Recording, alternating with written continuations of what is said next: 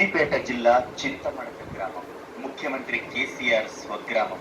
ఈ గడ్డపై ఓనమాలు నేర్చిన కేసీఆర్ ఇంటింతై వటుడింతై అన్నట్లుగా మలిదశ తెలంగాణ ఉద్యమానికి సారథ్యం వహించి దశాబ్దాల స్వరాష్ట్ర కలను నెరవేర్చారు.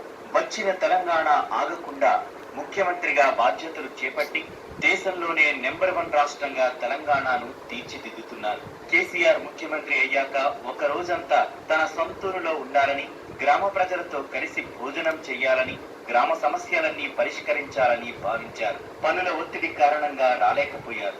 ఇన్నాళ్లకు ఆ రోజు వచ్చింది.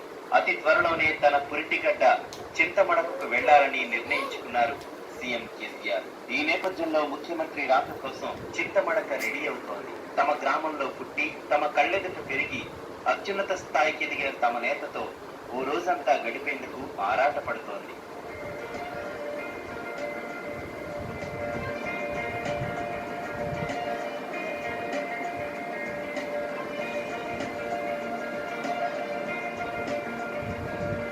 (1985 నుండి 2004 వరకు ముఖ్యమంత్రి కేసీఆర్ సిద్దిపేట నియోజకవర్గం నుంచి ఎమ్మెల్యేగా